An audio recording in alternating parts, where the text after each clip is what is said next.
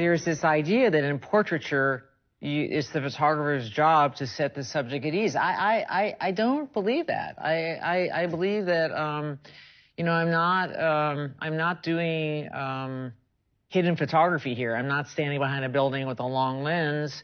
It's hard to be this subject, but, you know, I think there is a kind of,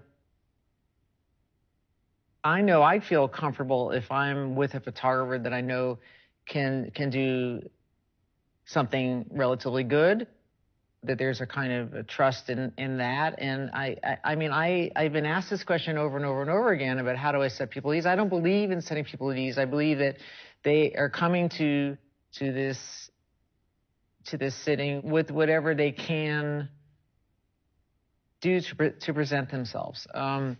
That works in its own way, number one. Number two, usually in a photo sitting, I can literally hear people sigh with relief after, you know, 5 or 10 minutes of meeting me, because I think they relax within it because they just see that it's not going to be such a big deal, you know. And it isn't life, by the way. It's just a photograph.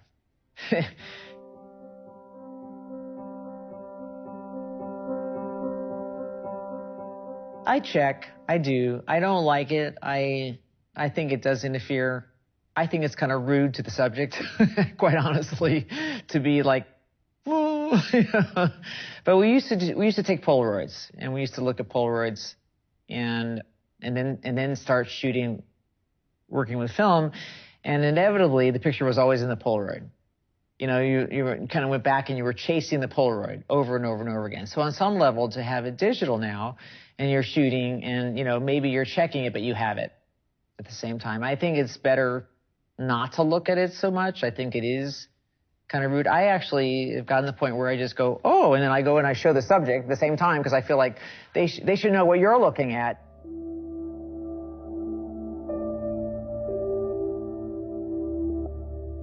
I remember in the first 10 years or 15 years of doing this, I didn't know when to go home.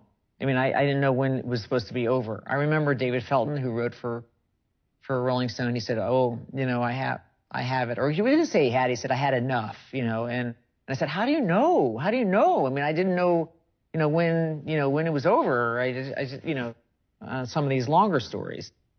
You know, as you grow up, you also realize it's sort of not fair to the subject at a certain point. You know, you just need to, you know, I try to make it as painless as possible for the subject. I don't think, especially if it's a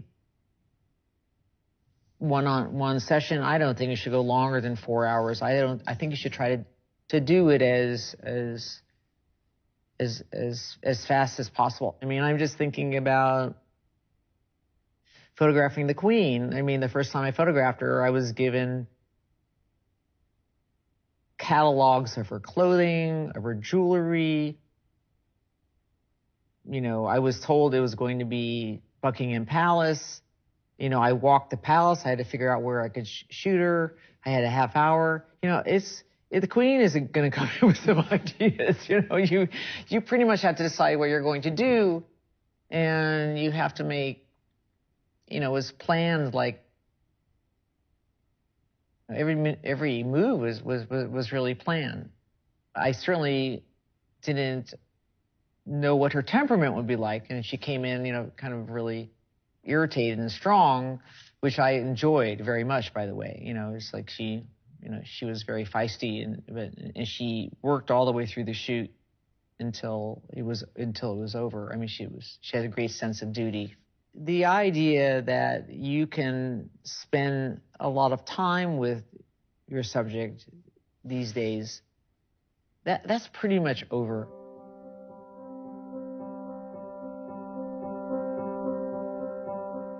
I was once backstage with Bruce Springsteen, and I photographed him many times, and this was just the first time I was seeing him in a while, and I went by myself. And I was backstage right before, you know, he was working on his song set, and it was just us back there in the room. And it was, you know, taking pictures, been working on song set. And finally I said, is it like I'm here? You know, am I here, or how does this feel? Or, just because I wondered from his experience, because even though I was acting like I wasn't there, I knew I was there. So it was like, I was having this kind of, and he said, no, it's like, yeah, I know you're here. It's like, I know you're here. It's like, yeah. It's like, you don't really disappear. Everyone knows you're there. It's just how you conduct yourself and what you do. I love photographing by myself, but, I get scared. I get scared, having to go in and sometimes be there, by yourself with everything going on. And I tell you what I do is sometimes I go in and meet someone and talk to them for a long time, or, in the house before I bring in what's going to happen. I do think some of my better photographs are done without other people around. I do think, there is definitely an advantage to it. But sometimes, I hide in the setup myself. I feel more comfortable having the setup because I feel like I can hide in it and I can get back to observing because I'm such a non-communicating. It's hard for me to talk to people and take pictures at the same time. And sometimes I just like something else going on and it distracts them, and I don't have to sort of be responsible for communicating to them. But all of these ways are valid. They all work. I mean, I think every now and then I break away from the whole production and go off by myself because you have to. You have to know what you yourself are doing.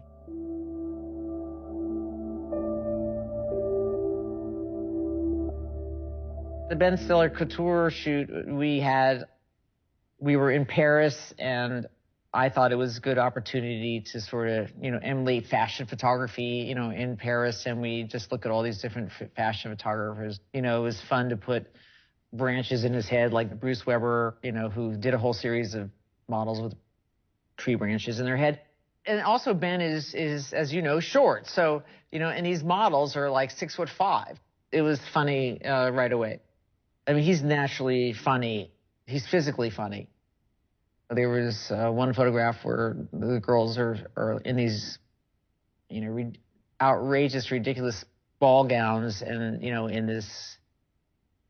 at this bar in Paris, and he's stepping on one of their, on their clothes. There's no place for him.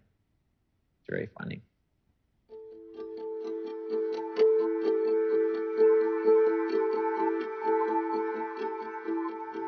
Not everyone likes to have their photograph taken. In fact, I kind of believe that most people don't like to have their photograph taken. But I think if you, what would be a great exercise is take a friend or a family member that you feel is particularly shy about having their photograph taken and see what that experience is like and what it means to sort of take them through it.